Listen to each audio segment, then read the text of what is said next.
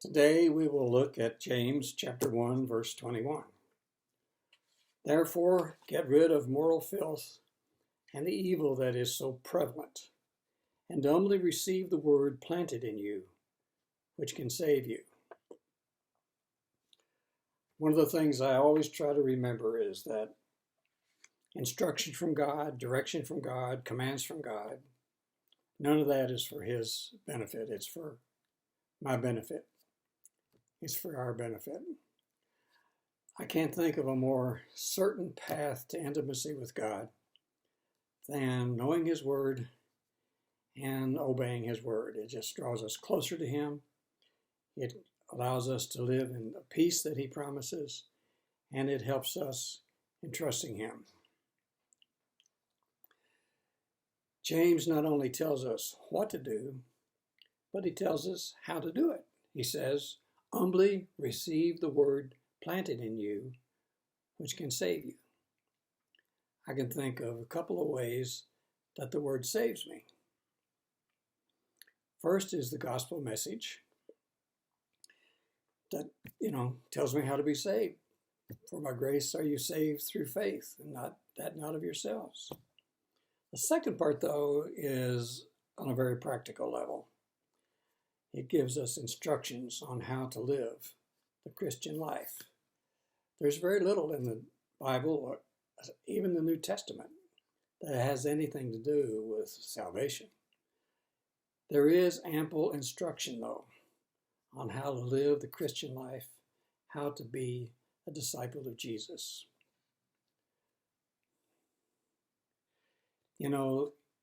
It starts out with two warnings.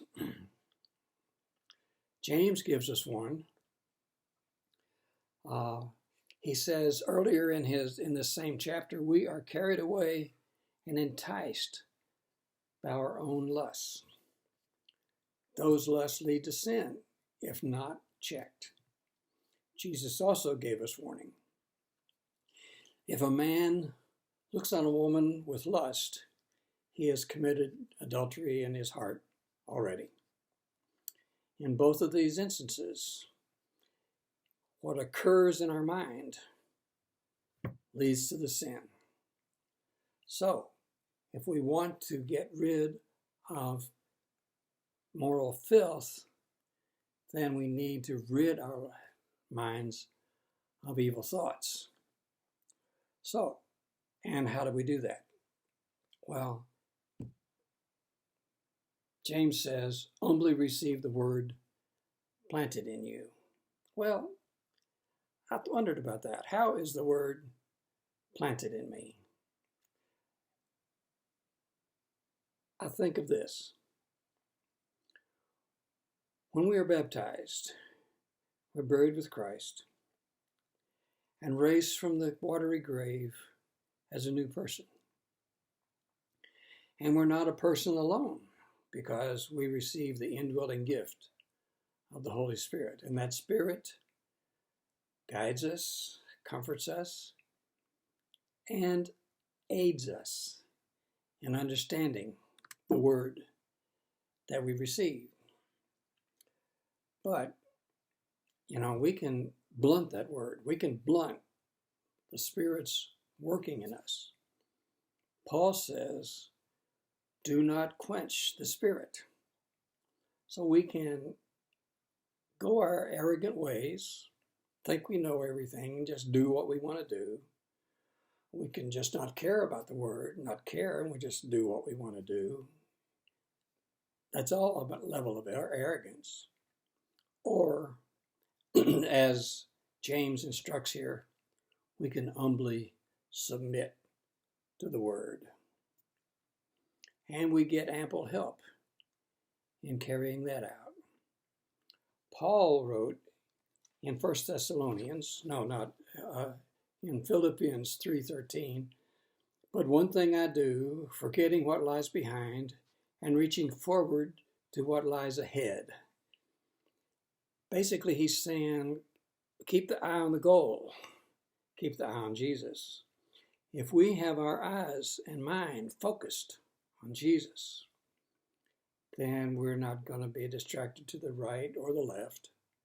We're not going to be looking behind us. We're going to be focused on Jesus. Paul gives another help in helping us to fill our minds with positive things rather than evil things. In Philippians 4:8, he says, whatever is pure, whatever is honorable, whatever is right, whatever is true, whatever is lovely, whatever is of good repute, if there is any excellence, and if anything worthy of praise, let your mind dwell on these things. So if we want to rid ourselves of moral filth, we keep our eye on the goal. We fill our mind things of Jesus, things of God, things of the Word.